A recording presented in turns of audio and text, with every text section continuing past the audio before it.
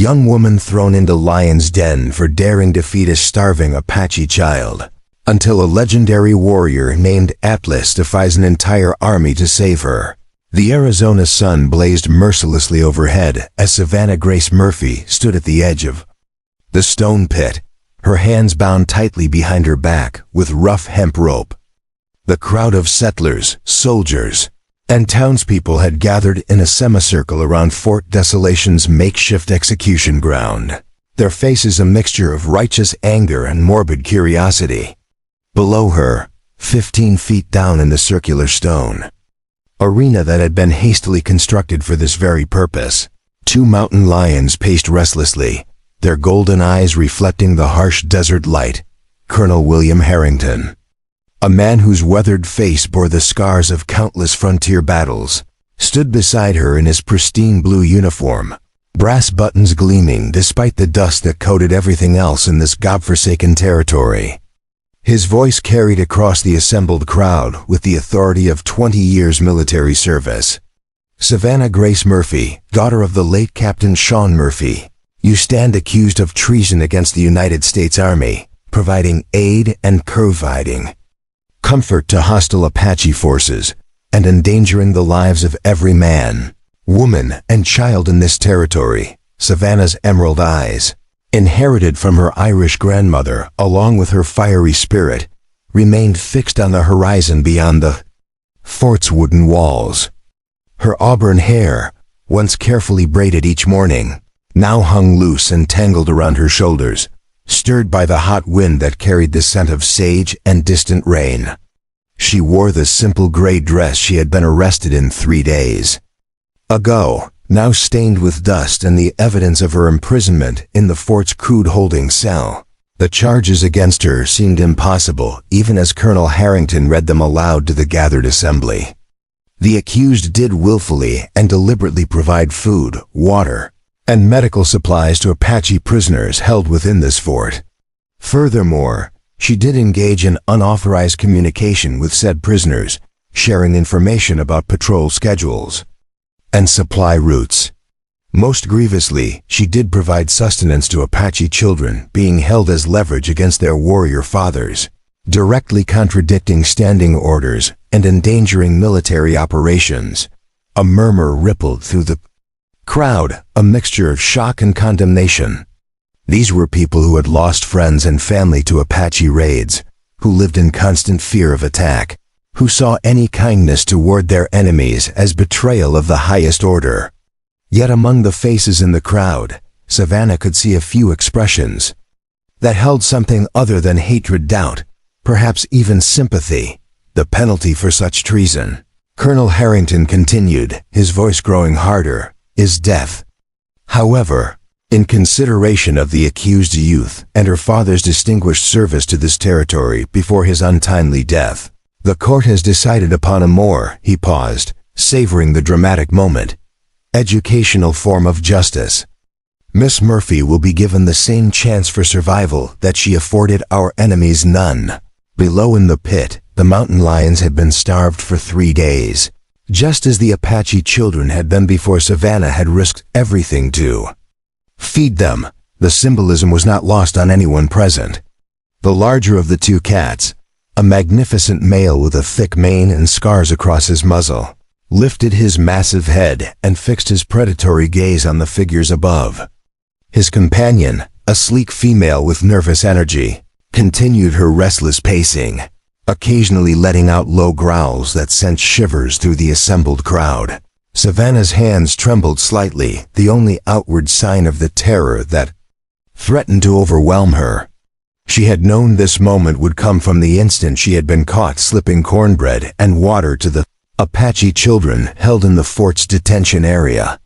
She had known that her actions would be seen as unforgivable betrayal, that no amount of explanation about starving children and basic human decency would matter to men who saw only enemies where she saw suffering people. The crowd began to press closer, sensing that the moment of execution was at hand. Mothers lifted small children onto their shoulders for a better view, while men called out encouragement to the colonel and suggestions for making the spectacle more entertaining. The bloodlust in their voices made Savannah's stomach turn, but she forced herself to stand straighter, determined to face her fate with the dignity her father had taught her. Colonel Harrington raised his hand for silence, and the crowd gradually quieted, eager to hear his final pronouncement. Savannah Grace Murphy, you have shown mercy to those who would show none to you. You have fed those who would starve your own people. You have chosen the welfare of savage children over the safety of civilized society. Therefore, you shall learn what mercy your Apache friends would show you in return. Just as the colonel stepped forward to push her toward the edge of the pit, a sound echoed across the desert that made every person in the crowd freeze in place. It started as a low rumble, like distant thunder, but quickly resolved into something far more ominous, the thunder of hoofbeats, many hoofbeats, approaching at full gallop. The sound seemed to come from everywhere at once, as if the very earth itself was rising in rebellion. Shouts erupted from the fort's watchtowers as lookouts scrambled to identify the source of the approaching sound. "Riders coming from the east," one guard called out. "From the south," answered another. "My God, they're everywhere," screamed a third, his voice cracking with panic. Colonel Harrington spun around, his hand instinctively moving to his sidearm as he scanned the horizons. What he saw made his weathered face pale beneath its tan. On every ridge surrounding Fort Desolation, silhouettes appeared against the blazing sky. Apache warriors mounted on their swift ponies, their forms wavering in the heat haze like spirits, materializing from the desert itself. But it was not just the number of warriors that struck fear into the hearts of the soldiers and settlers. It was their discipline, their perfect coordination, the way they appeared simultaneously on all sides as if responding to some invisible signal. This was not a random raid or a desperate attack. This was a military operation planned and executed with precision that would have impressed any West Point graduate. In the center of the eastern ridge, a single figure sat motionless on a magnificent black stallion. Even at a distance, there was something about his bearing, his absolute stillness amid the controlled chaos around him, that drew every eye. The other warriors seemed to orient themselves around him like iron filings around a magnet, and when he finally raised one hand in a gesture that could be seen across the entire valley, a silence fell over the assembled Apache forces that was more terrifying than any war cry. Savannah felt her heart stop as recognition dawned. She had heard the stories, whispered around campfires and in the safety of the fort's mess hall, about an Apache war chief whose tactical genius had baffled army commanders for 3 years. They called him Atlas, a name that reflected his reputation for carrying the hopes of his people on his shoulders, for bearing burdens that would crush lesser men. He was said to be a ghost who could appear anywhere, strike without warning, and vanish like smoke on the wind. The assembled crowd began to murmur anxiously, their bloodthirsty enthusiasm rapidly cooling as they realized they had become the hunted rather than the hunters. Parents clutched their children closer, while the men fingered their weapons nervously, calculating odds that were clearly not in their favor. The fort's soldiers, meanwhile, were scrambling to defensive positions, but everyone could see that they were outnumbered at least 3 to 1. Colonel Harrington's voice, when he finally found it, lacked its earlier confidence. "All civilians to the main hall immediately. Soldiers to your posts. This is not a drill." But even as he barked orders, his eyes remained fixed on the motionless figure on the eastern ridge, the Apache leader whose very presence seemed to change the fundamental nature of the situation. It was then that the impossible happened. The warrior called Atlas urged his horse forward, beginning a slow descent toward the fort. He rode alone, without escort or apparent concern for the dozens of rifle barrels now trained upon him. His movement seemed to trigger a response from his followers, but not the charge that everyone expected. Instead, the Apache warriors began to spread out along the ridgelines, creating a perfect circle around Fort Desolation, trapping everyone inside while maintaining their defensive positions. As Atlas drew closer, details became visible that made the situation even more surreal. He was younger than the story suggested, perhaps 28 or 30, with the lean, powerful build of a man who had spent his life in the saddle.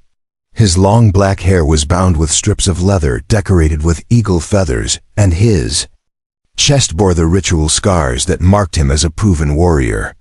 But it was his eyes, dark as obsidian and burning with an intensity that seemed to pierce straight through to a person's soul, that commanded attention. What struck Savannah most forcefully, however, was not his appearance, but his purpose. This was not a man who had come for conquest or revenge. There was something almost ceremonial about his approach, as if he was fulfilling some sacred obligation that transcended mere warfare.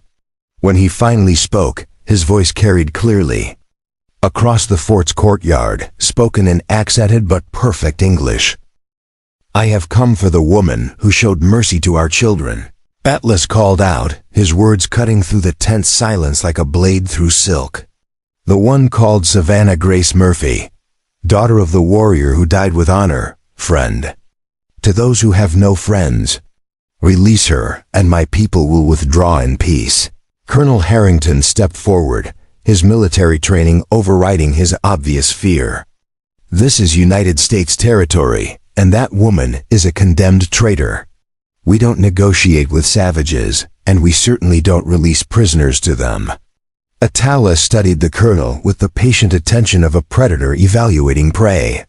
When he responded, his voice remained calm, but there was an undertone of finality that made every person present understand that they were witnessing a moment of crucial decision.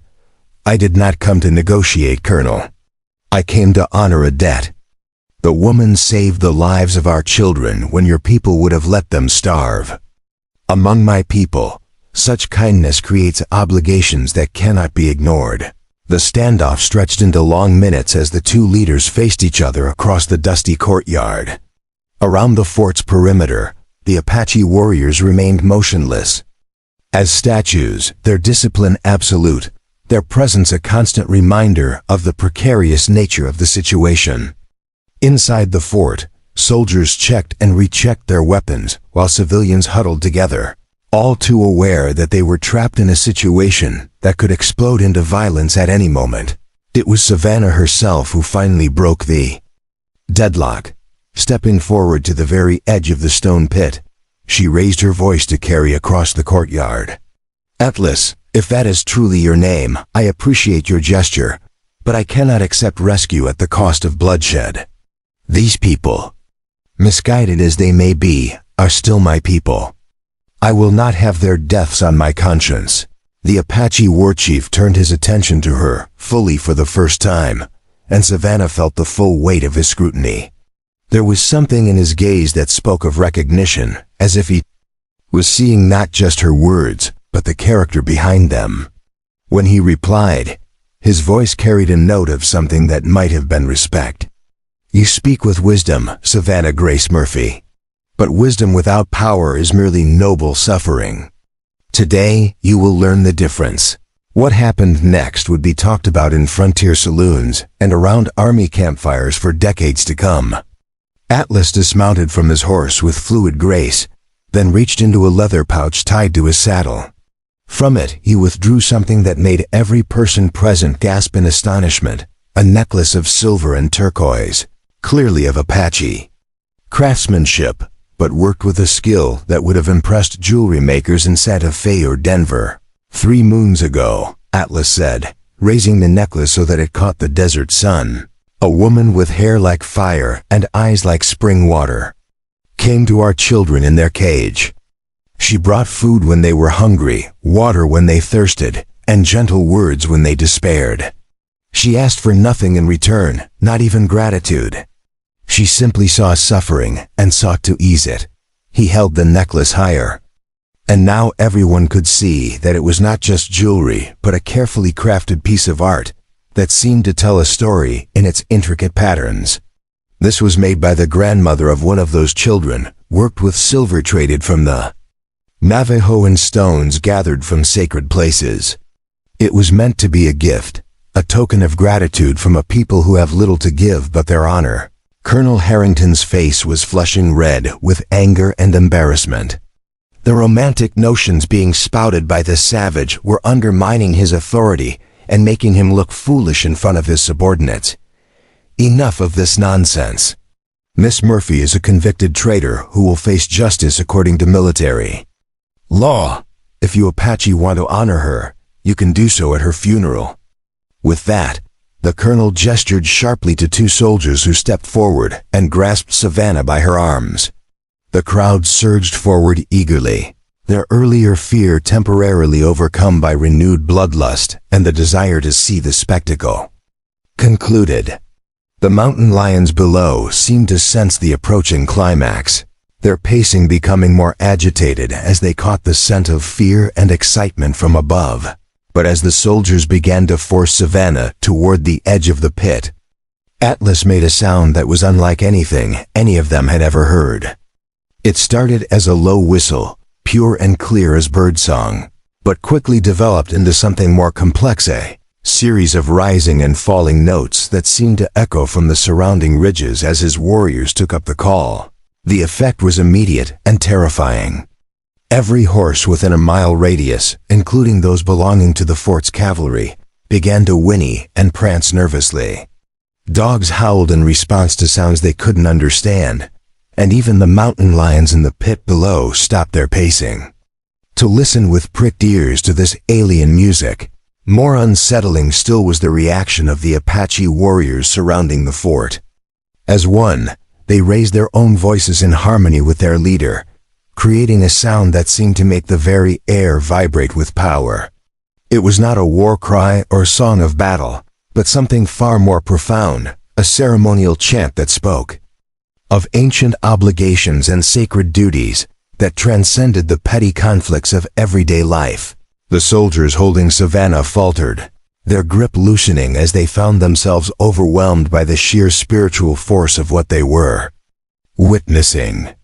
This was not the savage whooping they had been trained to expect from Apache warriors, but something that spoke to deeper, more primitive parts of their minds, parts that recognized the presence of something sacred and terrible. Atlas himself seemed to grow larger as the chanting continued, his presence expanding to fill the entire courtyard with an authority that had nothing to do with military rank or political power. When he spoke again, his voice somehow carried clearly over the ongoing chant, as if the very air itself was bending to accommodate his words. "Savannah Grace Murphy," he called, and her name in his voice sounded like an invocation. "Will you accept the protection of the Apache people, freely given in honor of your kindness to our children? Will you trust your life to those you showed mercy, when your own people would show you none?" The question hung in the desert air like a challenge to everything the assembled crowd believed about civilization and savagery, about who deserved mercy and who deserved justice. Savannah stood at the crossroads of two worlds, forced to choose between the society that had condemned her and the people she had risked everything to help. Her answer, when it came, was delivered in a voice that carried clearly across the courtyard despite its softness. "I accept your protection, Atlas of the Apache, and I thank you for honoring me with your presence. If I must die today, let it be among people who understand that mercy is not weakness, but the highest form of strength."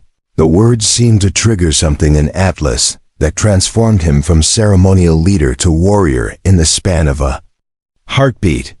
His hand moved to the knife at his belt, not a crude weapon, but a blade of steel so perfectly balanced and honed that it seemed to hum with its own deadly music. When he raised it above his head, the chanting of his warriors reached a crescendo that made the very stones of the fort seem to vibrate. What happened next defied every rule of warfare and common sense that Colonel Harrington had learned in his decades of military service. Atlas spurred his horse forward, not toward the main gate or the defensive walls, but directly toward the stone pit where Savannah stood surrounded by soldiers and civilians. His mount, a magnificent stallion, trained for war, gathered itself and leaped. Time seemed to slow as horse and rider sailed through the air in an arc that should have been impossible. Atlas's blade caught the desert sun as he descended like some ancient god of war, his warrior's cry mixing with the ongoing chant of his followers to create a sound that would echo in the nightmares of everyone present for years to come. The landing was controlled chaos as the stallion's hooves struck the stone rim of the pit with sparks flying from iron shoes against granite. Atlas rolled from his mount's back with the fluid grace of a man who had been born to warfare, his knife already moving in the deadly patterns that had made him a legend among both his own people and their enemies. In the space of 3 heartbeats, everything changed.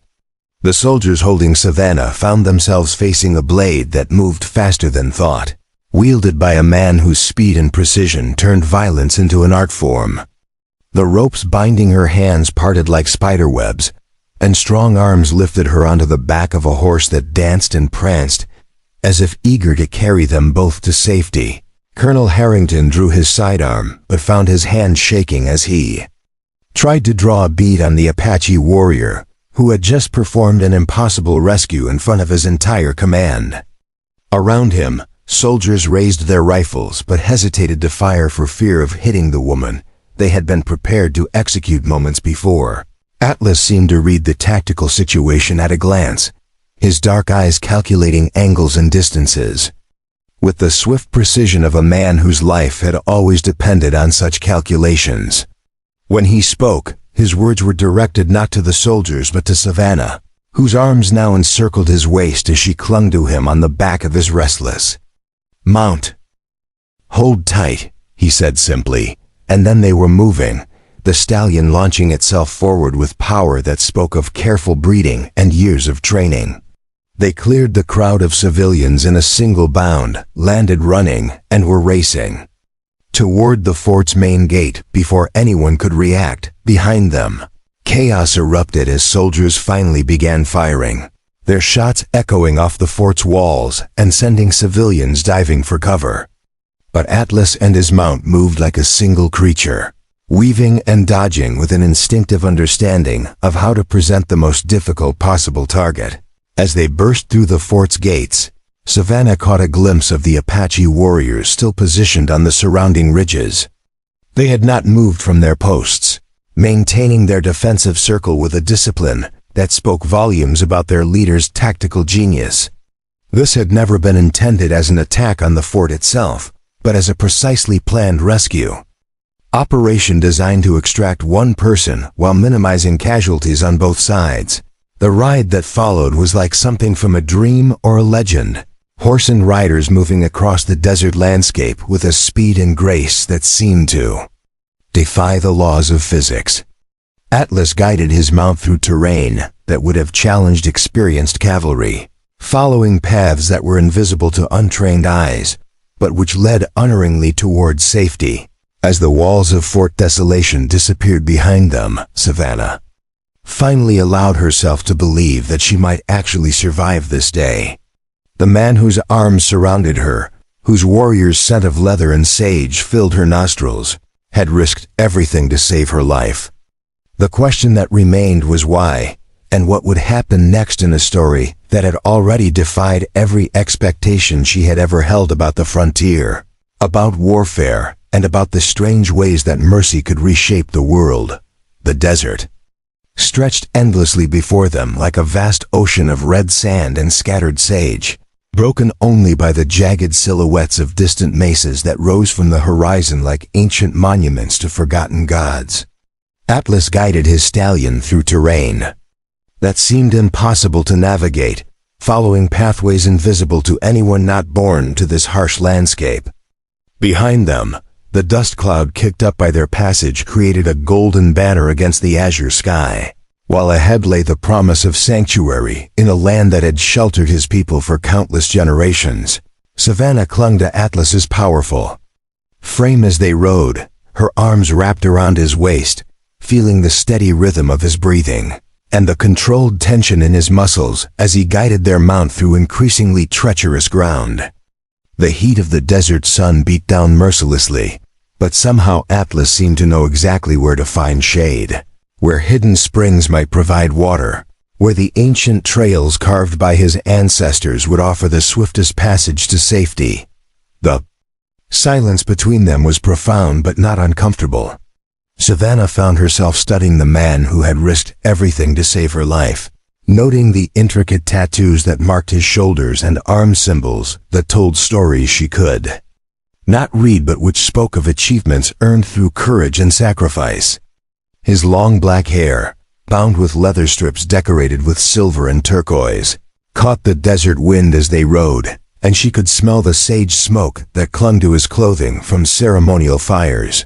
When Atlas finally spoke, his voice was low and measured, designed to carry no further than her ears despite the vastness of their surroundings. "We will reach the hidden valley before the sun touches the western peaks. There you will be safe while we decide what comes next."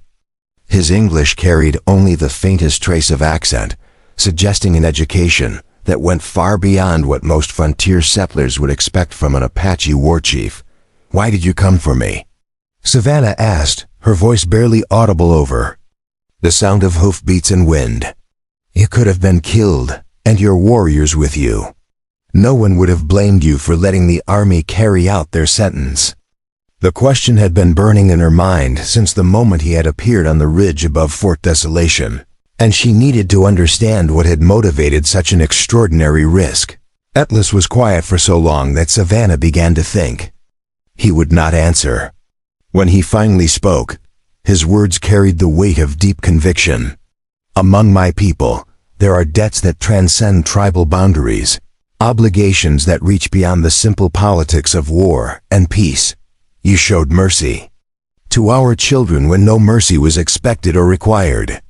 You fed them when they were hungry, gave them water when they thirsted, and treated them as human beings worthy of compassion, rather than as bargaining tools in a game played by their elders." The stallion beneath them began to climb a narrow trail that wound up the face of a towering cliff, its hooves finding purchase on rock ledges that seemed barely wide enough to support a mountain goat. Savannah fought down a wave of vertigo as she looked down at the desert floor hundreds of feet below, forcing herself to trust in Atlas's horsemanship and her mount's sure-footed navigation of the treacherous path. "But there is more to it than simple obligation," Atlas continued as they climbed higher into the mountains. "When word reached our camp about what you had done, about how you had risked your own safety to care for our young ones, the tribal elders spoke of signs and portents. They said that the spirits had sent us a bridge between worlds, a woman who could see past the hatred that has poisoned relations between our peoples for so many years." As they crested the ridge, Savannah gasped at the vista that opened before them. Hidden in a natural bowl carved from the living rock of the mountains, lay a valley that seemed to exist outside of time itself. Crystal-clear streams wound between stands of cottonwood and pine, while natural hot springs sent wisps of steam rising into the cool mountain air. Traditional Apache dwellings dotted the valley floor, their hide walls decorated with intricate beadwork and painted symbols that caught the afternoon light. "This is to Ahidlini," Atlas said, using the Apache name for the sacred place. "The place where waters sing. It has been a sanctuary for my people since the time of our grandfathers' grandfathers, hidden from the outside world and protected by traditions older than the white man's presence in this land." His voice carried a note of pride mixed with something that might have been vulnerability, as if he was sharing a secret that few outsiders had ever been privileged to see. The descent into the valley was accomplished by a trail so narrow and winding that it seemed more like a natural staircase carved by patient water over countless centuries. As they drew closer to the valley floor, Savannah could see people emerging from the dwellings, men, women, and children dressed in traditional Apache clothing, their faces showing curiosity rather than hostility as they watched the approach of their war chief and his unusual companion. What struck Savannah most powerfully was the sense of normalcy that pervaded the scene below. Children played games with hoops and sticks while their mothers worked at looms, weaving patterns that seemed to capture the very essence of the desert landscape. Men tended horses in carefully fenced corrals, and smoke rose from cooking fires where the evening meal was being prepared. This was not a war camp or a temporary refuge, but a functioning community that had adapted to life in this hidden sanctuary. Atlas brought his stallion to a halt near a large dwelling that stood apart from the others, its walls decorated with symbols that marked it as the home of someone of importance within the tribal hierarchy. As he dismounted and helped Savannah down from the horse, she noticed that his movements were watched carefully by the gathered Apache, their expressions showing respect mixed with concern for their leader's well-being. An elderly woman emerged from the dwelling, her silver hair braided with ribbons of red and blue, her weathered face bearing the lines of someone who had lived through decades of change and conflict. She approached Atlas with the measured dignity of someone accustomed to authority, her dark eyes studying Savannah with an intensity that seemed to look straight through to her soul. "So this is the fire-haired woman who showed mercy to our little ones," the elderly woman said, her English more heavily accented than Atlas's but still clear and precise. "I am Ayanna, keeper of the old ways and grandmother to this stubborn warrior who risks the safety of our people for the sake of honor." Despite her critical words, there was warmth in her voice and something that might have been approval in her penetrating gaze. Savannah found herself swept up in embraces and conversations as more members of the tribe approached to welcome her. Children who had been playing moments before now clustered around her skirts, their bright eyes wide with curiosity as they examined her pale skin and unusual clothing.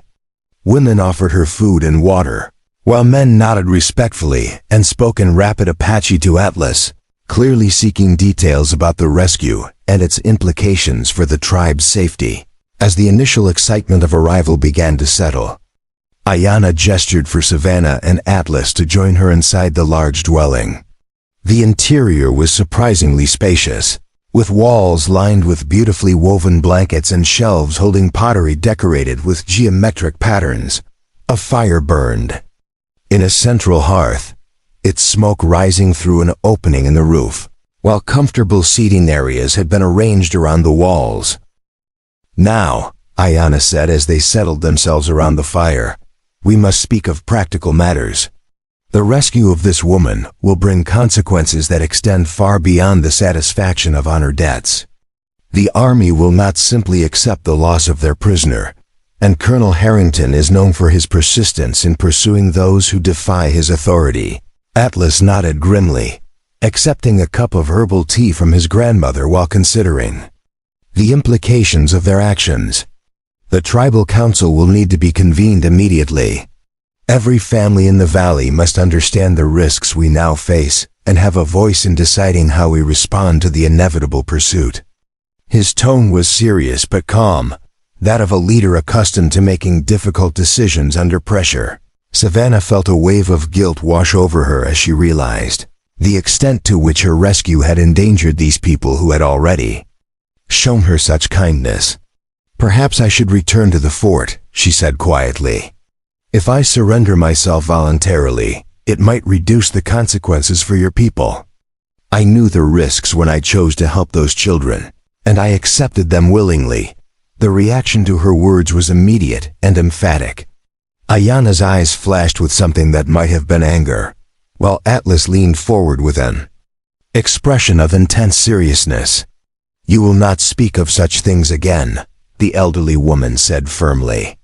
"To return you to your captors would be to betray every principle that guides our people.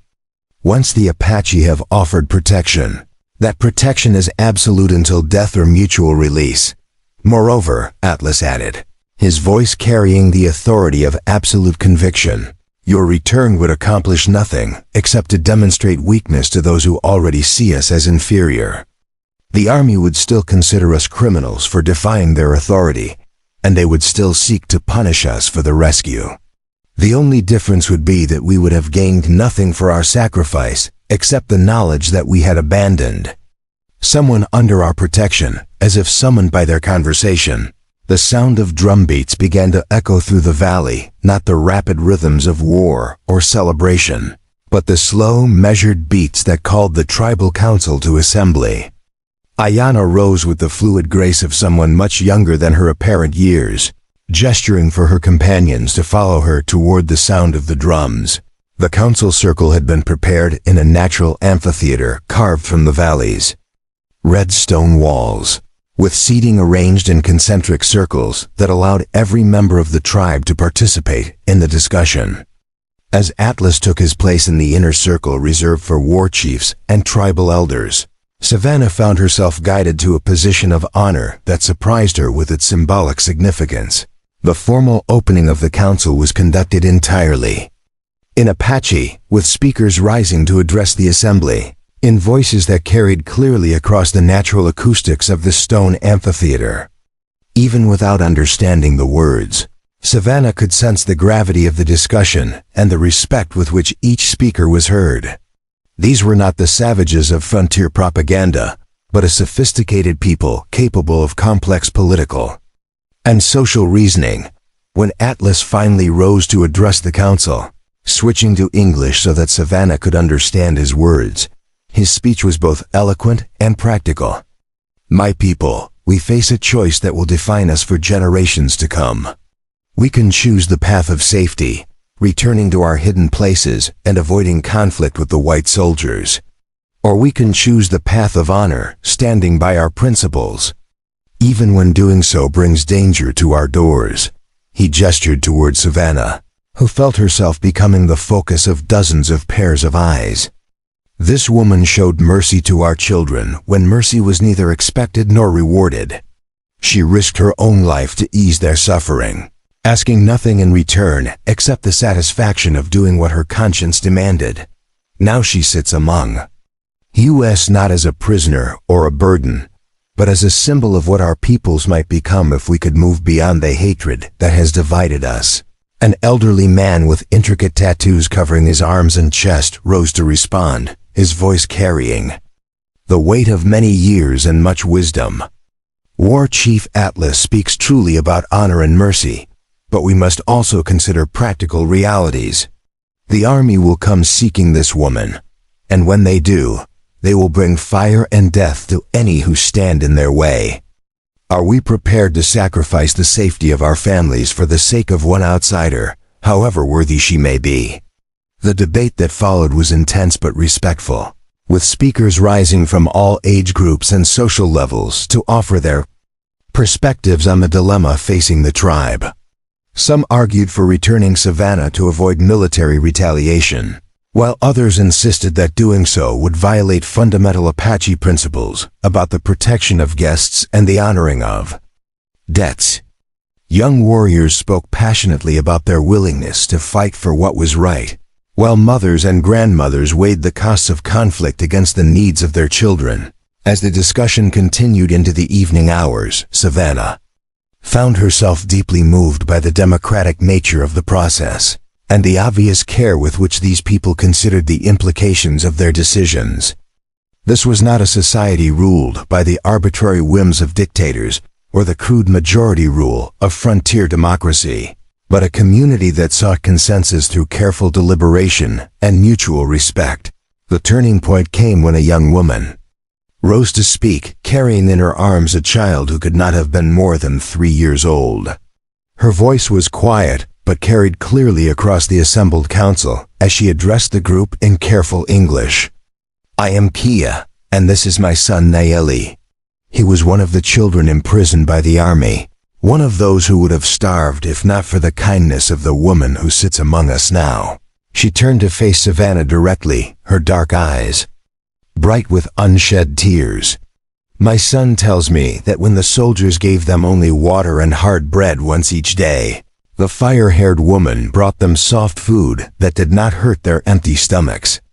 When they cried at night from hunger and fear, she sang to them in a gentle voice until they could sleep. When they asked why she was helping them, she said only that all children deserve to be cared for, regardless of the conflicts between their elders. The young mother's words seemed to settle the debate in a way that all the earlier arguments had not. One by one, members of the council rose to voice their support for protecting Savannah, regardless of the consequences. The final vote, when it came, was not even close. The tribe would stand by their principles and their guest, whatever the cost might be. As the formal council session concluded and people began to drift back toward their homes, Atlas approached Savannah with an expression that mixed relief with determination. "You have heard the decision of my people," he said. "Simply, you are now under the protection of the Apache Nation, and that protection will not be withdrawn for as long as you desire it." Savannah felt tears threatening to overflow as she contemplated the extraordinary generosity of these people who had risked everything for a stranger. "I don't know how to thank you," she managed to say through the tightness in her throat. "I never expected such kindness, especially not from people I was taught to fear and distrust." Ayanna, who had been listening to their conversation, stepped forward with a gentle smile. "Child, gratitude is shown through actions, not words. If you truly wish to honor the gift my people have given you, then use your time among us to learn our ways and perhaps to help us build bridges between our worlds. The hatred between Apache and white settlers has brought nothing but suffering to both sides. Perhaps you can help us find a better path." As the three of them walked back toward Ayanna's dwelling under a canopy of brilliant desert stars, Savannah realized that her rescue from the lion's den had been only the beginning of an adventure that would challenge everything she thought she knew about civilization, savagery, and the complex realities of life on the American frontier. The man walking beside her, this legendary war chief who had risked everything to save her life, remained largely a mystery, but she found herself increasingly eager to understand both him and the remarkable people who had accepted her as one of their own. The night air was filled with the sounds of a community settling into rest, the soft murmur of conversations around dying fires, the gentle lullabies sung by mothers to their children, the distant howl of coyotes calling to their pack mates across the vast desert landscape. It was a peaceful scene that stood in stark contrast to the violence and hatred that had dominated Savannah's recent experiences, offering her a glimpse of what life might be like in a world where different peoples could coexist with mutual respect and understanding. But even as she allowed herself to hope for such a future, Savannah knew that the forces arrayed against such dreams were powerful and persistent. Colonel Harrington would not simply accept the loss of his prisoner, and the Army's pursuit would be relentless and well-equipped. The question that remained was whether the bonds being forged in this hidden valley would prove strong enough to withstand the storm that was surely coming. Dawn broke over the hidden valley with the soft golden light that seemed to transform the red stone cliffs into glowing embers, while morning mist rose from the hot springs to create ethereal patterns that danced between the cottonwood trees. Savannah woke to sounds she had never experienced before: the gentle splash of women drawing water from the stream, the rhythmic grinding of corn being prepared for the morning meal, and the melodic conversations conducted in the flowing syllables of the Apache language. She had spent her first night in the valley in a small dwelling that had been hastily prepared for her comfort, its walls lined with soft buffalo hides and its floor covered with intricately woven rugs that depicted scenes of hunting and seasonal ceremonies. The bed, though simple, had been more comfortable than anything she had experienced during her imprisonment at Fort Desolation, and for the first time in weeks she had slept without the constant fear of execution haunting her dreams.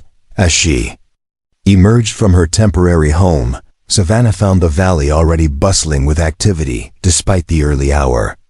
Children chased each other between the dwellings while their mothers began the daily tasks of food preparation and clothing maintenance, and she could see groups of men gathered around the horse corrals, examining their mounts with the careful attention of people whose lives depended on the speed and endurance of their animals. What struck her most forcefully was the absence of the tension and fear that had characterized life at the fort. These people moved with a confidence and purpose that spoke of deep roots and unshakable belonging, as if the valley itself was an extension of their being, rather than simply a place where they happened to live.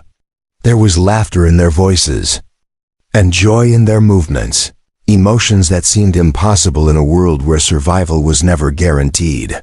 Ayana appeared at her side, as if materialized from the morning mist, carrying a basket filled with unfamiliar foods and wearing the kind of knowing smile that suggested she had been watching Savannah's wonderment with amusement. "The valley shows a different face to each person who sees it," the elderly woman said, offering Savannah a piece of fried bread still warm from the cooking fire. "To our enemies, it appears forbidding and inaccessible. To our friends, it reveals its beauty and bounty." They walked together toward the central area where cooking fires had been built and where the community gathered for the morning meal. Savannah found herself the object of curious but friendly attention from dozens of tribal members who nodded respectfully and offered shy smiles as she passed.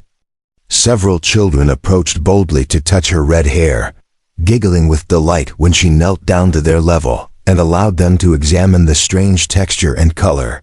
"Tell me about Atlas," Savannah said as they settled near one of the fires to share breakfast with a group of women who were discussing the day's tasks in rapid Apache.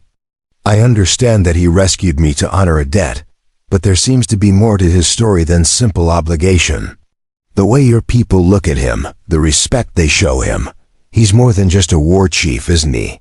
Ayana was quiet for a long moment, staring into the dancing flames of the cooking fire, as if seeing scenes from the past playing out in the orange and yellow tongues. When she finally spoke, her voice carried the weight of old sorrows and hard-won wisdom. "Atlas was not born to leadership, child. Like many great men, greatness was thrust upon him by circumstances that would have broken lesser souls." She gestured toward the eastern rim of the valley, where the morning sun was painting the cliff faces in shades of gold and crimson. 20 summers ago, when Atlas had seen only 15 winters, our people lived in the larger valleys to the east, where the grass grew thick and the streams ran clear year-round. We had treaties with the white government, agreements that promised peace and mutual respect in exchange for our cooperation with their expanding settlements. The other women around the fire had grown quiet, their own memories stirred by Ayana's words. Savannah could see pain in their faces, the kind of deep hurt that comes from betrayal and loss that can never be fully healed. She found herself leaning forward, drawn into a story that she sensed would help her understand not just Atlas but the entire complex relationship between his people and hers. Atlas's father was chief then, a man called Nanton who believed that accommodation with the white settlers was possible if both sides showed good faith. Ayana continued. He sent his son to the mission school in Santa Fe, where Atlas learned to read and write in English and Spanish, where he studied the white man's history and philosophy and law. The idea was that understanding would breed cooperation, that education would build bridges between our peoples. A younger woman sitting across the fire spoke up, her voice bitter with remembered betrayal. "Instead, it taught the white men to fear us even more. They said that educated Indians were more dangerous than ignorant ones, that teaching us their ways would only make us better at fighting them." She looked directly at Savannah as she spoke, not with hostility but with the challenge of someone demanding that hard truths be acknowledged. Ayana nodded sadly. The treaties were broken, one after another, always with excuses about new circumstances or changed priorities.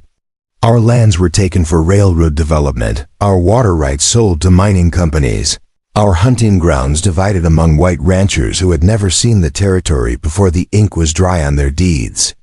When Nanton protested through legal channels, he was told that Indians had no standing in white courts. Savannah felt a growing sense of shame as the story unfolded, recognizing the patterns of betrayal and broken promises that had characterized so much of the frontier expansion she had grown up hearing, celebrated as progress in civilization. "What happened to Atlas's father?" she asked, though she suspected from the grief in Ayana's voice that the answer would be painful. "He was killed under a flag of truce," the elderly woman said simply. "Called to a meeting with army representatives to discuss a new treaty. Shot down by soldiers who claimed he had been reaching for a weapon. Atlas was with him that day, saw his father murdered before his eyes, while trying to make peace with people who had already decided that peace was impossible. The silence that followed this revelation was heavy with shared sorrow and the weight of injustices that could never be undone. Savannah found herself struggling with emotions she had never expected to feel: anger at her own people for their cruelty, grief for losses she had not understood, and a growing appreciation for the remarkable restraint Atlas had shown in choosing rescue over revenge when he could have easily killed her captors. "How old was he?" Savannah asked quietly. "When his father was murdered?" 17 summers, Ayanna replied. Old enough to understand what he had witnessed, young enough to feel the full weight of responsibility for leading a people who had been betrayed by everyone they had trusted. The tribal council wanted to declare war immediately, to strike back at the army posts and settler communities with all the fury of justified vengeance. Another woman, this one bearing the scars of old wounds on her arms and hands, leaned forward to add her own memories to the narrative. Atlas spoke against war at the council meetings, even though his heart burned for revenge. He said that his father had died trying to find a path to peace, and that to abandon that path immediately would make his death meaningless. Instead, he proposed that we withdraw to places the white men could not find, that we preserve our people and our ways until a time when peace might again be possible. Savannah began to understand the true magnitude of what Atlas had accomplished.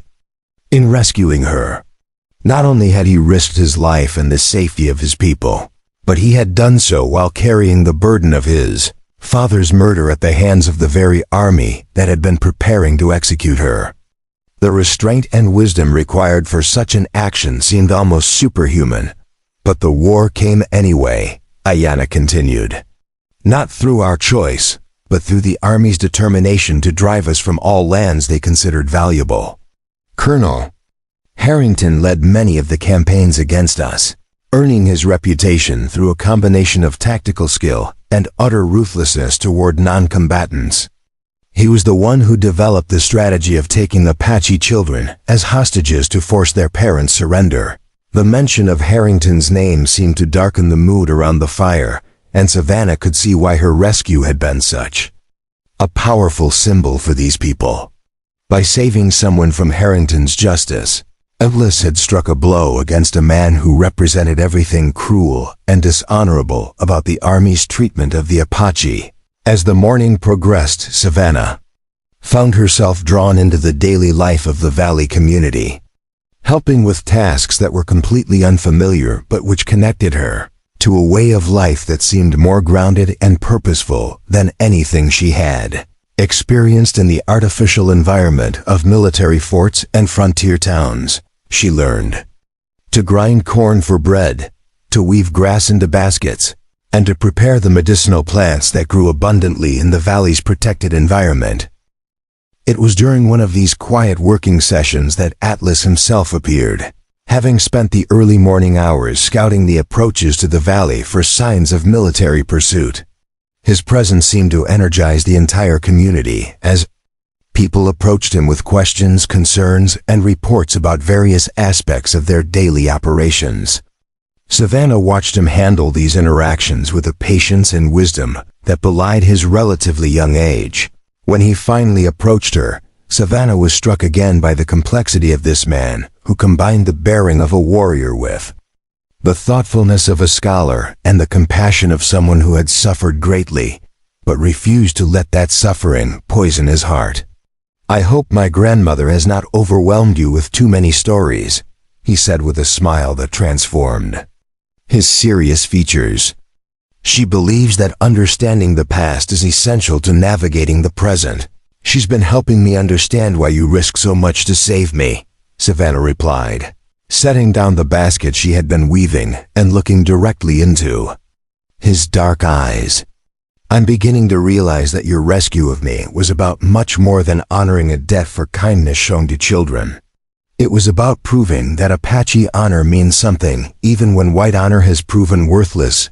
Atlas studied her face carefully, as if weighing how much truth she was prepared to handle.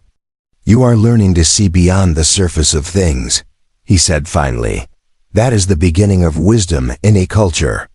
He gestured toward a path that led up the valley wall toward a series of natural caves.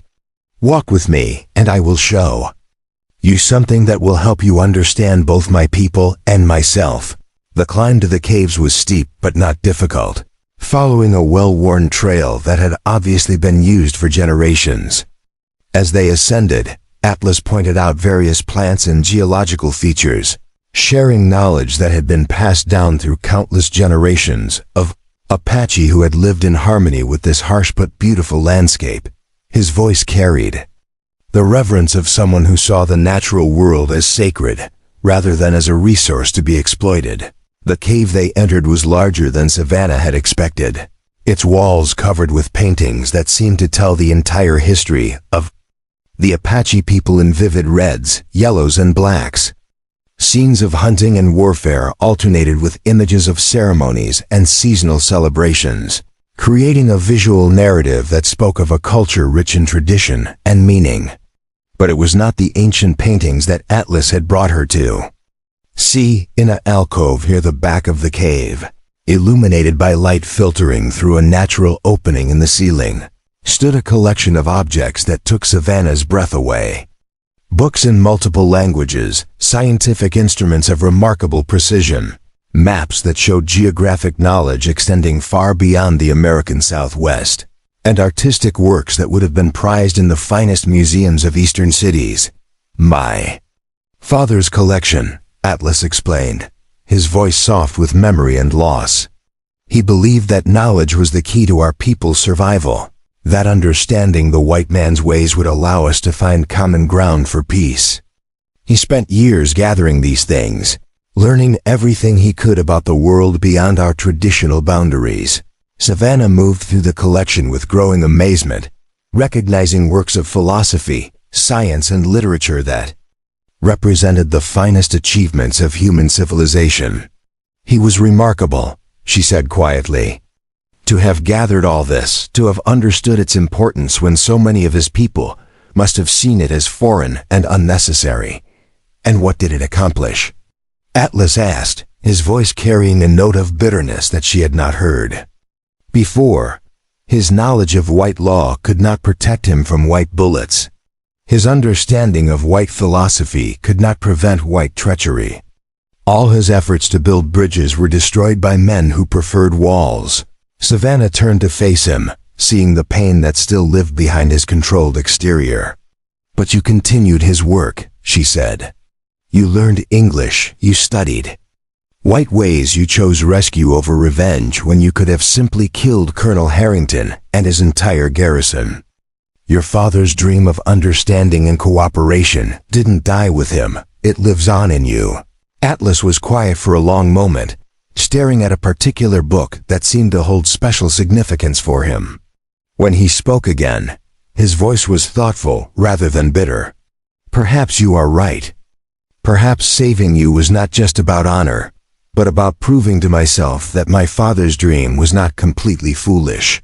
That somewhere in this world of hatred and violence, there are still people capable of crossing the lines that others insist must divide us. The moment stretched between them, filled with the weight of shared understanding and the recognition of possibilities that neither had dared to acknowledge before. Savannah found herself looking at Atlas not just as her rescuer, or as an exotic representative of a foreign culture, but as a man whose dreams and fears were not so different from her own. The spell was broken by the sound of running footsteps on the trail outside, followed by urgent voices calling Atlas's name in Apache. Both of them rushed to the cave entrance to see a young warrior racing up the path, his face flushed with exertion and his expression grave with bad news. The words he spoke to Atlas were in rapid Apache, but Savannah didn't need translation to understand their import. Atlas's face hardened as he listened to the warrior's report, and when he turned back to Savannah, his expression was that of a war chief preparing for battle rather than a man sharing intimate conversation. Colonel Harrington has been sighted leading a large force toward our valley, he said grimly. It seems that our time of peace has come to an end much sooner than I had hoped. As they hurried back down the trail toward the valley floor, Savannah felt the weight of responsibility settling on her shoulders like a physical burden. The approaching army was coming because of her, because Atlas had chosen honor over safety in rescuing her from execution. Whatever happened next, the consequences would be measured not just in her own life, but in the lives of all the people who had shown her such extraordinary kindness. The valley erupted into controlled chaos as word of Colonel Harrington's approach spread through the community like wildfire racing across dry grass. Before we jump back in, tell us where you're tuning in from, and if this story touches you, make sure you're subscribed, because tomorrow I've saved something extra special for you. Within minutes of the scouts' arrival, every adult Apache had sprung into action with the practiced efficiency of people who had lived with the constant threat of military pursuit for most of their lives. Children were gathered and moved to the most protected areas of the valley, while warriors began checking weapons and preparing defensive positions with deadly precision. Savannah stood in the center of the activity, feeling both amazed and horrified by the transformation taking place around her. The peaceful community she had been admiring moments before had become a military encampment where every person knew their role and executed it without hesitation or complaint. Mothers armed themselves while comforting frightened children, elderly men who seemed frail during daily activities suddenly moved with the deadly grace of experienced fighters. And even teenagers took on responsibilities that would have overwhelmed adults in the softer world she had known. Atlas moved through the preparations like a force of nature, his very presence seeming to calm fears and inspire confidence wherever he appeared. Savannah watched him coordinate defensive strategies with his war chiefs, organize supply distribution to ensure every fighter had adequate ammunition, and personally check the security of the valley's most vulnerable approaches. His transformation from thoughtful companion to military commander was both impressive and slightly frightening. "How many soldiers?" Atlas asked the scout who had brought news of the approaching army. The young warrior, still breathing hard from his desperate ride, consulted markings he had made on a piece of birch bark while observing the enemy column from concealment. More than 100 cavalry with pack animals carrying supplies for extended campaign, the scout reported in careful English, glancing toward Savannah to ensure she understood the gravity of the situation. They also bring Apache guides who know the old paths, and they carry the talking wires that connect them to other army posts. The mention of telegraph equipment meant that Harrington could call for reinforcements if the initial assault failed. Atlas absorbed this information with the calm calculation of a chess master considering his opponent's opening moves. "How long before they reach the valley entrance?" he asked, already beginning to formulate defensive strategies that would make the most of their limited numbers and superior knowledge of the terrain.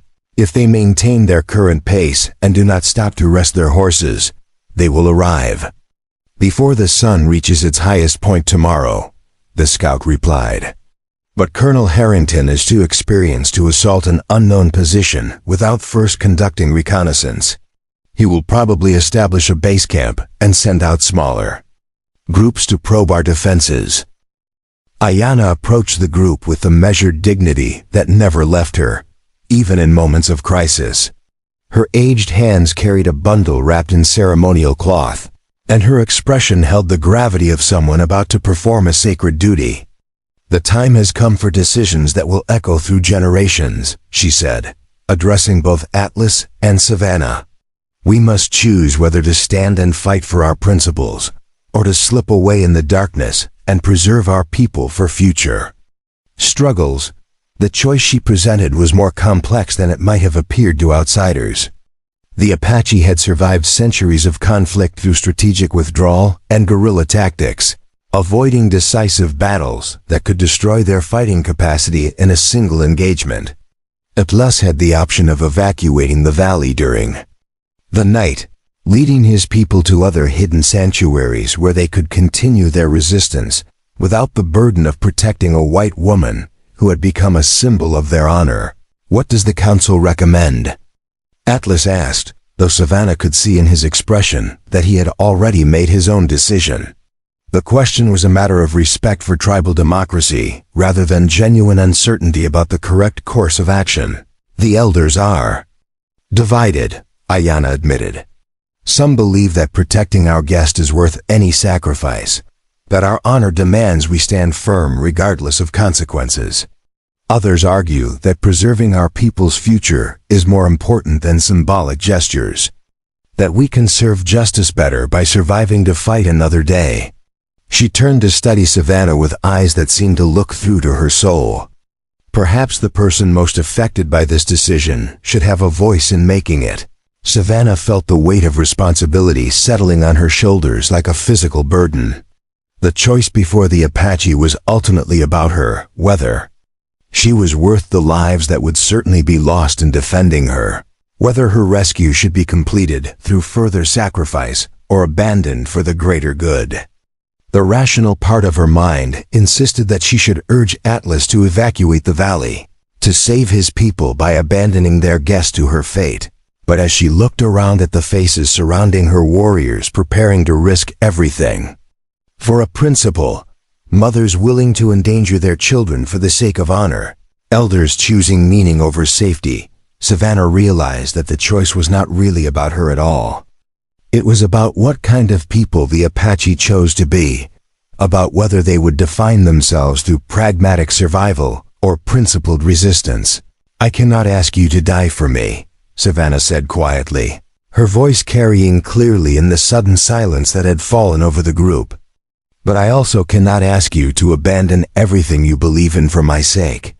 You offered me protection based on your principles, not on a calculation of costs and benefits.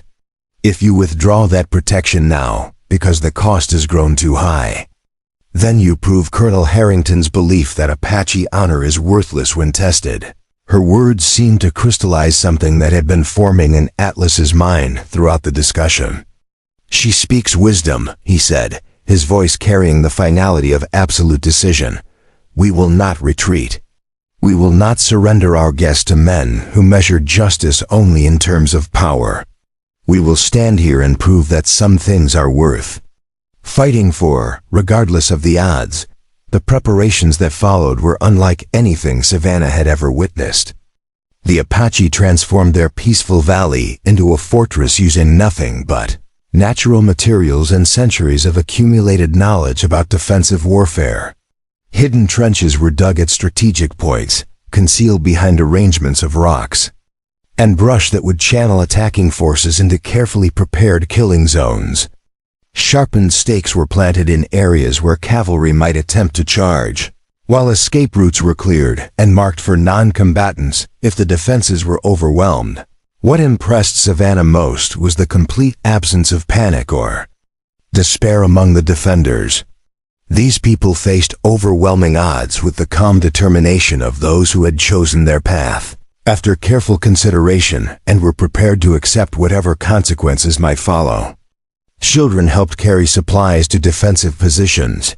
Elderly people contributed knowledge about effective placement of obstacles, and everyone worked together with the unified purpose of a community that had moved beyond individual concerns to focus on collective survival. As evening approached and the defensive preparations neared completion, Atlas found Savannah sitting alone beside one of the hot springs, staring into the rising steam as if searching for answers in the swirling mist. The weight of responsibility for the coming battle was clearly visible in her posture, and he could see that she was struggling with the knowledge that people would die because of choices she had made months earlier when she chose to feed hungry Apache children. "Regret is a luxury we cannot afford tonight," Atlas said as he settled beside her on the smooth rocks that surrounded the spring. What happened at Fort Desolation was the result of decisions made by many people over many years. You chose compassion over cruelty. I chose honor over safety. Harrington chose revenge over justice. Tomorrow we will discover which choice proves strongest. Savannah turned to study his profile in the fading light, noting the calm strength that seemed to radiate from him even in moments of greatest uncertainty. "Aren't you afraid?" she asked. "Not just of dying, but of being responsible for the deaths of your people? Of having your decision to rescue me lead to the destruction of everything you've tried to protect?" Atlas was quiet for a long moment, contemplating a question that had been haunting him since the moment he had chosen to ride into Fort Desolation. When he finally answered, his voice carried the weight of hard-won wisdom. "Fear is the companion of anyone who leads others into danger. But I have learned that there are worse things than death, worse fates than destruction. To live without honor, to compromise away everything that makes life meaningful in the name of mere survival, that is a death that comes while the body still breathes." Their conversation was interrupted by the arrival of a group of Apache women carrying bundles of clothing and ceremonial items. Ayanna led the group, her expression serious but not unkind as she addressed Savannah. "If you are to stand with us in battle, you must be properly prepared. Your white woman's dress marks you as an outsider and provides poor protection against weapons. We offer you the clothing of a warrior woman, along with the training to use it effectively." The transformation that followed was both practical and symbolic. Savannah's long skirts were replaced with buckskin leggings that would allow free movement, while her corset was exchanged for a vest of soft leather decorated with beadwork that told stories of courage and endurance. Her red hair was braided with strips of cloth in the Apache style, and her pale hands were fitted with leather guards that would protect them from bowstring cuts. But the most significant change was the weapon she was given, a bow of remarkable craftsmanship, carved from wood that had been seasoned for years and strung with sinew that had been prepared according to ancient traditions. Along with it came a quiver of arrows, each one perfectly balanced and tipped with points of steel that gleamed like silver in the firelight. "I don't know how to use this," Savannah protested as she hefted the unfamiliar weapon. "I've never shot a bow in my life, and I certainly don't know how to fight in a battle." The idea of taking up arms against her own people, even in self-defense, seemed to cross a line that she had never imagined confronting. "Then you will learn quickly, or you will die slowly," said a voice from behind her. Savannah turned to see a young Apache woman approaching, her movements displaying the controlled grace of a trained fighter. "I am Nalnish, war chief of the women warriors. If you stand with us tomorrow, you will do so as one of us, not as a helpless burden requiring protection." The training that followed was intense and exhausting, compressing into a few hours lessons that normally required months of patient practice. Nalnish proved to be a demanding but effective teacher, correcting Savannah's form with swift precision, while explaining the principles that governed effective archery. Draw strength comes from the back muscles, not the arms. Aim by instinct rather than conscious calculation. Release should be smooth and confident, like water flowing over stones. As the night progressed and Savannah's shots began to find their targets with increasing accuracy, she found herself experiencing a transformation that went beyond mere physical skill. The bow felt less foreign in her hands, the weight of the arrows became familiar, and the fluid motion of drawing and releasing began to feel like a natural extension of her body's capabilities. More importantly, she began to understand the mental discipline that separated warriors from ordinary people. "You learn quickly for someone who claims to know nothing of fighting," Nalnish observed as Savannah placed 3 consecutive arrows within the target circle. "Perhaps there is more warrior spirit in you than you realized." The comment was clearly meant as a compliment, though it carried undertones that suggested fighting ability was not the only quality being evaluated. Meanwhile, Atlas was conducting his own preparations for the coming battle, meeting with his war chiefs to finalize defensive strategies and review contingency plans for various scenarios. The discussions were conducted with the thoroughness of professional soldiers, but they carried an additional weight that came from the knowledge that these men were planning to risk not just their own lives but the future of their entire community. "If the main defensive line is breached," Atlas said, pointing to markings on a map drawn in sand, we fall back to the secondary positions here and here. The women and children will have already been moved to the cave systems, where they can hold out for weeks if necessary. Our goal is not to win a decisive victory, we lack the numbers for that, but to make Harrington pay such a high price that he abandons the pursuit. One of the war chiefs, a scarred veteran named Goyakla, raised a concern that had been troubling several of the defenders. What if Harrington brings artillery? Cannon fire could collapse the cave entrances and trap our families underground. We should consider evacuating them to the eastern valleys before the attack begins. Atlas shook his head firmly.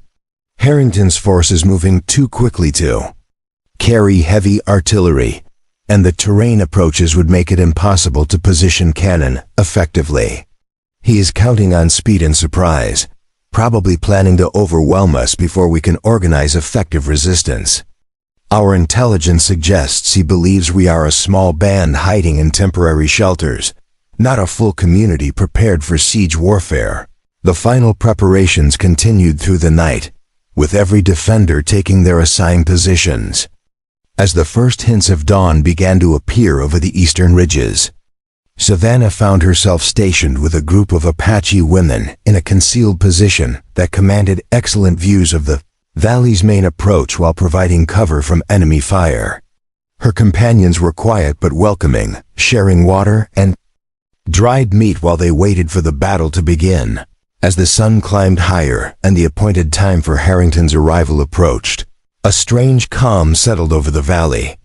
Birds resumed their morning songs, insects buzzed among the wildflowers, and the hot springs continued their eternal steaming as if human conflicts were merely temporary interruptions in the natural order. The Apache defenders waited with the patient stillness of predators, their weapons ready but their movements economical and controlled. The first sign of the approaching army was a dust cloud visible on the horizon, followed by the distant sound of hoofbeats and the jingle of military equipment. Savannah felt her heart begin to race as the reality of combat drew closer, but she found herself drawing strength from the calm determination of the women around her. These people had chosen their path after careful consideration, and they would face whatever came with the dignity that characterized everything they did. Through her position's concealment, Savannah could see Atlas moving among the forward defensive positions, checking on his warriors and making final adjustments to their preparations. Even at a distance, his presence seemed to inspire confidence in everyone around him. This man who had risked everything to save her life was now preparing to risk everything again to honor the protection he had offered. The approaching dust cloud grew larger and more distinct, resolving into individual riders as Colonel Harrington's force drew closer to the valley entrance. Savannah could see the blue uniforms of cavalry troopers, the glint of sabers and rifle barrels, and the determined faces of men who believed they were pursuing justice against savage criminals. In just minutes, two worlds would collide in violence. That would determine not just her fate, but the future of everyone she had come to care about in this hidden sanctuary. The battle for the sacred valley was about to begin, and with it would come the final test of whether love and honor could triumph over hatred and revenge in a world that seemed determined to choose the darker path. Colonel Harrington's cavalry crested the final ridge overlooking the hidden valley. At exactly noon, their blue uniforms stark against the red sandstone cliffs as they surveyed what they believed would be a simple mop-up operation against a handful of Apache renegades. The colonel himself sat rigidly in his saddle, his weathered face set in lines of grim determination as he studied the terrain below through his field glasses. What he saw in that peaceful-looking valley would haunt his military career for the rest of his days. The attack began with a bugle call that echoed off the canyon walls like the cry of some mechanical bird of prey, followed immediately by the thunder of hoofbeats as the first wave of cavalry charged down the narrow trail toward the valley floor. Harrington had chosen a simple frontal assault, confident that superior numbers and firepower would overwhelm any resistance the Apache might offer. It was exactly the kind of predictable strategy that Atlas had anticipated, The first surprise came when the lead horses stepped into carefully concealed pit traps, sending riders tumbling in clouds of dust and anguished screams from injured mounts. The narrow trail that had looked like easy approach became a killing ground as Apache archers rose from positions that had been invisible moments before, their arrows finding gaps in cavalry formations with deadly accuracy. Within seconds, Harrington's orderly charge had dissolved into chaos. Savannah drew her bowstring with hands that trembled only slightly, remembering Nalnish's training as she sighted out a cavalryman who was struggling to control his panicked horse. The arrow flew true, striking the soldier in the shoulder and spinning him from his saddle. The sight of her own arrow finding its target sent a shock through her system, but there was no time for reflection as the battle raged around her with increasing intensity. From her concealed position, she could see Atlas moving like a force of nature among the forward defensive lines, his rifle firing with mechanical precision while he coordinated the Apache response to each new cavalry probe. His presence seemed to be everywhere at once, inspiring his warriors while directing their fire toward the most dangerous threats. The tactical genius that had made him legendary was on full display as he turned Harrington's advantages into liabilities. The colonel, realizing that his initial assault had failed disastrously, ordered his remaining cavalry to dismount and advance on foot, using the rocks and brush for cover. This shift in tactics proved more effective, as the disciplined infantry advance began to put pressure on the outer Apache defensive positions. The distinctive crack of military rifles began to answer the whisper of Apache arrows, and Savannah could see defenders beginning to fall back towards secondary positions. A group of soldiers managed to work their way around the left flank of the Apache defenses, threatening to break through toward the positions where the women and children had taken shelter. Nalnish led a counterattack with a ferocity that shocked even hardened cavalry veterans, her war cry echoing off the canyon walls as she and her warrior women emerged from concealment like avenging spirits. The hand-to-hand combat that followed was brutal and decisive. Savannah found herself caught in the middle of this desperate fighting when 3 soldiers broke through the defensive line and charged directly toward her position. Training took over as she knocked arrow after arrow, her shots guided more by instinct than conscious aim. The first soldier dropped with an arrow through his thigh. The second stumbled when her shaft pierced his rifle stock, but the third kept coming with his bayonet extended like a spear.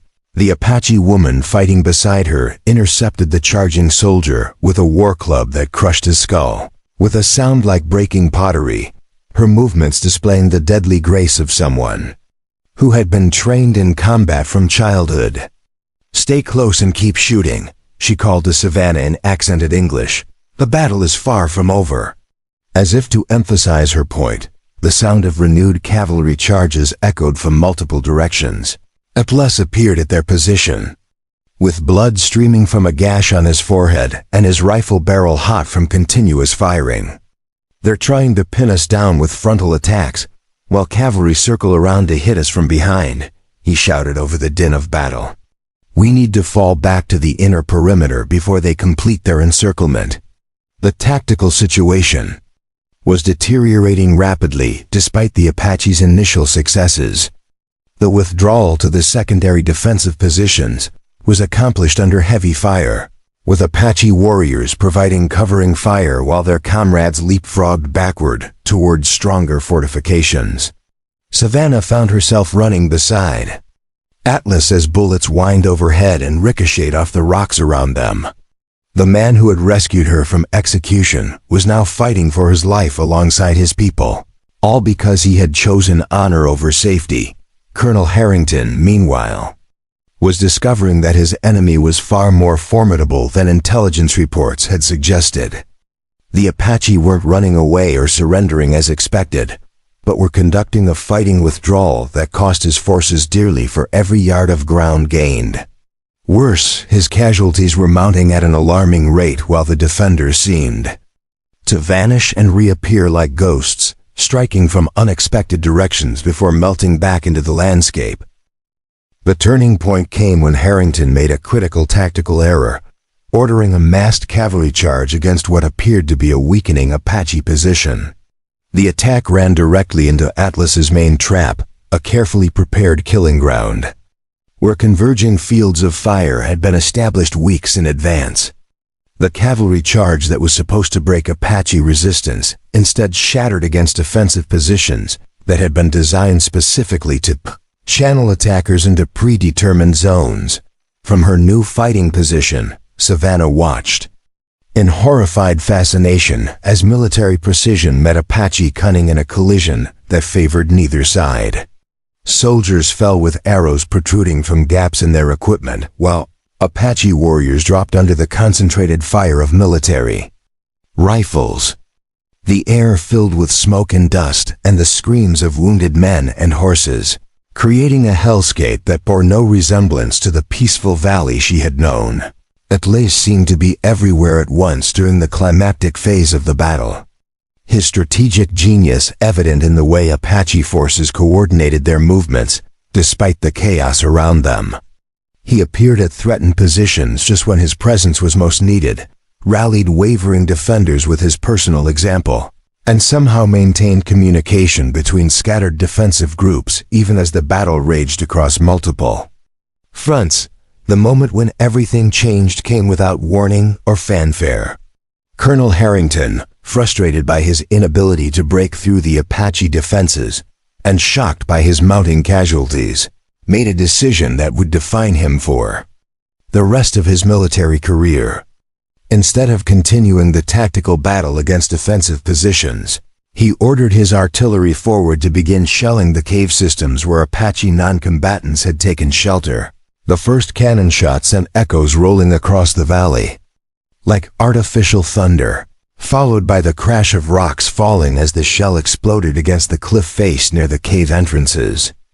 Dust and debris rained down on defenders and attackers alike, while the psychological impact of artillery fire began to affect morale on both sides. Harrington had crossed a line from military engagement to deliberate targeting of civilians. Atlas's response was immediate and decisive. Rather than continuing defensive operations that would allow the artillery to systematically destroy the cave shelters, he ordered a general assault against the cannon positions. The Apache abandoned their carefully prepared defensive positions and charged across open ground toward the artillery emplacements, accepting enormous casualties in order to protect their families from indiscriminate bombardment. Savannah found herself swept up in this desperate charge, running beside Apache warriors who were willing to die rather than allow their children to be murdered by cannon fire. Her bow sang repeatedly as she provided covering fire for the assault, her arrows seeking targets among the artillery crews, who were frantically trying to reload their weapons before the Apache could reach them. The distance to the cannon seemed infinite under the withering defensive fire. The hand-to-hand fighting around the artillery positions was savage beyond description, with Apache warriors wielding traditional weapons against soldiers armed with modern rifles and bayonets. Savannah watched Atlas engage Colonel Harrington personally, their duel taking place in the middle of the larger battle like something from an ancient epic. Steel rang against steel as military saber met Apache war club in a contest that embodied the larger conflict between their peoples. The battle's climax came when Atlas managed to disable the artillery by the simple expedient of spiking the cannon with his war club, rendering them useless for further bombardment. His action came at enormous personal cost, as rifle fire from multiple directions sent him to his knees with blood streaming from wounds on his chest and arms. Colonel Harrington raised his saber for a killing stroke that would end both the Apache leader and the resistance. What happened next shocked everyone present, including Savannah herself. Without conscious thought, she stepped between Atlas and the descending blade, her own body serving as a shield for the man who had risked everything to save her. The colonel's saber, already committed to its deadly arc, struck her instead of its intended target. Pain exploded through her side as steel parted flesh, but she remained standing long enough to see the horror in Harrington's eyes as he realized what he had done. The sight of a white woman taking a sword stroke meant for an Apache warrior seemed to freeze the entire battlefield in a moment of stunned disbelief. Soldiers and warriors alike stopped fighting to stare at this impossible scene, their minds struggling to process something that challenged every assumption they held about loyalty, honor, and the divisions between their peoples. In that frozen moment, the true meaning of Savannah's transformation became clear to everyone present. Atlas caught her as she fell, his strong arms cradling her against his chest while blood seeped through the buckskin of her warrior's clothing. His dark eyes, usually so controlled and calculating, now blazed with emotions too complex for words.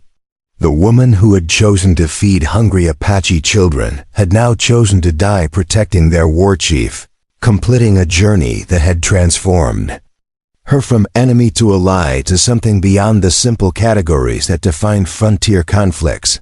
Colonel Harrington stood frozen with his bloody saber still in hand, staring down at the scene he had created. The woman he had come to recapture was dying in the arms of the Apache leader he had come to kill, and somehow the sight made all his military objectives seem suddenly meaningless. The tactical situation remained unchanged. His forces still outnumbered the Apache defenders, but the moral landscape had shifted in ways that would make victory feel like defeat. The silence stretched across the battlefield like a held breath, broken only by the moaning of wounded men and the distant cries of carrion birds circling overhead. Both armies remained locked in place, weapons ready but unused, as if the sight of Savannah's sacrifice had reminded them all of something they had forgotten in the heat of combat. The battle for the Sacred Valley had become something larger and more complex than anyone had anticipated. Time seemed suspended in the aftermath of Savannah's sacrifice, as if the very desert itself was holding its breath to witness something that transcended the ordinary boundaries of warfare and hatred. Colonel Harrington stood motionless above the fallen woman, his saber dripping crimson drops onto the red sand, while his mind struggled to comprehend what had just occurred. Around him, his soldiers remained frozen in place, their weapons half raised but forgotten as they stared at a scene that challenged everything they believed about loyalty, honor, and the nature of their enemies. Atlas cradled Savannah against his chest with a tenderness that seemed impossible from a man who had been locked in mortal combat moments before. Her breathing was shallow and labored, blood seeping through the buckskin of her warrior's clothing to stain his hands as he pressed against the wound. His dark eyes, usually so controlled and calculating, now blazed with raw emotion as he watched the woman who had chosen to die for him slip closer to the edge of oblivion. "Why?" Colonel Harrington whispered, his voice barely audible in the unnatural stillness that had settled over the battlefield. The question was directed as much to himself as to the dying woman, a desperate attempt to understand how someone he had condemned as a traitor could display such absolute loyalty to people he considered savage enemies. His military training had prepared him for many things, but not for this moment when all his certainties crumbled like sandcastles before an unexpected tide. Savannah's eyes fluttered open, finding Harrington's face among the circle of concerned warriors who had gathered around her. When she spoke, her voice was weak but clear, carrying across the silent battlefield with surprising strength. "Because some things are worth dying for, Colonel. Because mercy is not weakness, and love is stronger than hate." Each word seemed to cost her tremendous effort, but she forced them out with the determination of someone who had something vital to communicate. The Apache warriors who surrounded their fallen leader and his dying protector began to murmur among themselves, in their native language, their voices carrying tones of respect and wonder rather than anger or grief. What they were witnessing was something unprecedented in their long experience of warfare, moment when the artificial barriers between peoples dissolved to reveal the fundamental humanity that connected all living beings. Ayanna pushed through. The crowd of warriors with the sure-footed grace of someone accustomed to taking charge in moments of crisis. Her weathered hands moved with practiced efficiency as she examined Savannah's wound, her expression grave but not hopeless. "The blade missed the vital organs," she announced to Atlas in careful English. "The wound is serious but not necessarily fatal if we can stop the bleeding and prevent infection." Her words carried the authority of someone who had treated many battle injuries over the decades. Preparing and narrating this story took us a lot of time, so if you are enjoying it, subscribe to our channel. It means a lot to us now. Back to the story. Colonel Harrington found himself in a position he had never experienced during his long military career, completely uncertain about what course of action honor demanded. His mission had been to recapture a traitor and punish those who had aided her escape. But the woman bleeding in the dust before him had just demonstrated a kind of courage that put his own motivations to shame. How could he continue prosecuting a war against people who inspired such devotion from someone he had initially dismissed as a criminal? The transformation in the colonel's thinking was reflected in the faces of his soldiers, who were beginning to lower their weapons as the reality of what they had witnessed began to penetrate their consciousness. These men had signed up to fight savage enemies who threatened civilized society, but the scene before them suggested that the categories of civilization and savagery might be more complex than anyone had taught them to believe. Atlas looked up from Savannah's pale face to meet Harrington's conflicted gaze, and when he spoke, his voice carried the weight of absolute moral authority. "Your war was with me, Colonel, not with her. She chose to stand with my people because we showed her what honor means, something your army apparently forgot to teach. If you must have blood to satisfy your sense of justice, take mine and let her live." The offer was made without hesitation, the words of a man prepared to trade his life for that of someone he loved. But Harrington was discovering that simple solutions were no longer available to him. The woman dying before him had already made her choice, had already demonstrated where her loyalties lay in the most dramatic way possible. To kill Atlas now would not restore the moral clarity the colonel craved, but would instead make him complicit in destroying something precious and rare, love that had transcended the boundaries his society insisted were absolute. As Ayanna worked to stabilize Savannah's condition, using traditional Apache medicine combined with knowledge gained from decades of treating battle wounds, the tension on the battlefield began to shift from immediate violence toward something more complex and uncertain. Neither side seemed willing to resume fighting, while the woman who had become a symbol of something larger than warfare lay bleeding between them. Young Lieutenant Morrison, Harrington's second-in-command, approached his superior with the careful deference of someone navigating treacherous political waters. "Sir, what are your orders?" The men are waiting for direction, but they're confused about how to proceed given the circumstances.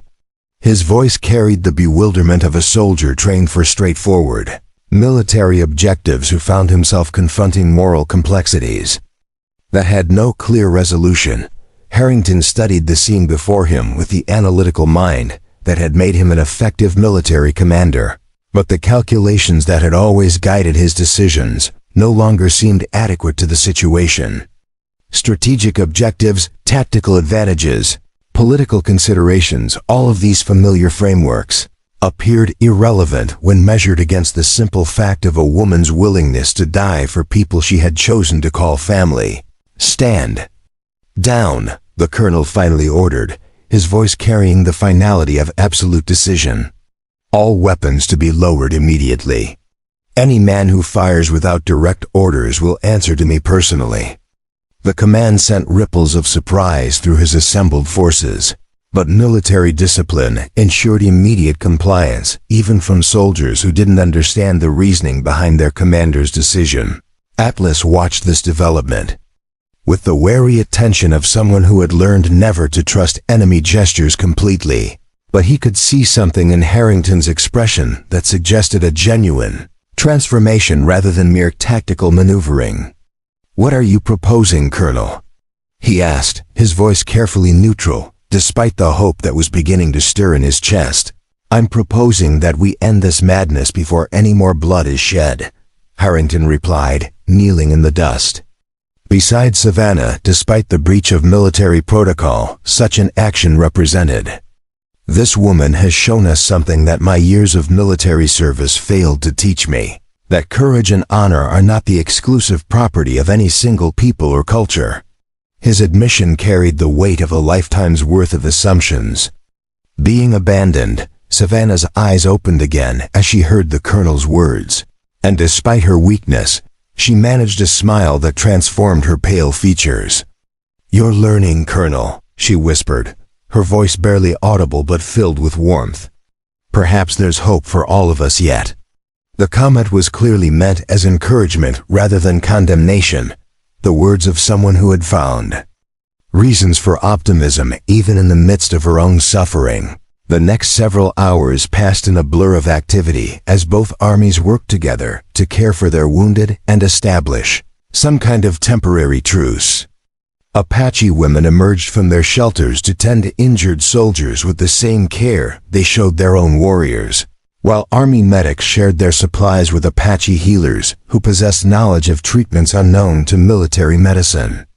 The cooperation was tentative at first, but gradually gained momentum as practical necessities overcame cultural prejudices. Atlas never left Savannah's side during her critical period, his presence providing both medical assistance and emotional support as she fought to recover from her injuries. The sight of the legendary Apache war chief serving as a nurse to a wounded white woman provided a powerful symbol of the changes taking place throughout the valley, demonstrating that the barriers between peoples could be crossed by those willing to make the effort. As Savannah's condition stabilized and the immediate danger to her life passed, the broader implications of the day's events began to become clear to everyone involved. Word of the battle and its unusual resolution spread quickly through both the Apache community and the Army ranks, creating ripple effects that would eventually reach military headquarters and tribal councils throughout the territory. Colonel Harrington found himself facing a decision that would define the remainder of his military career and quite possibly determine his legacy in the history of frontier warfare. He could file a report that portrayed the engagement as a tactical victory that had eliminated an Apache stronghold, or he could tell the truth about what had actually occurred and face the consequences of having his worldview publicly transformed by the people he had been sent to destroy.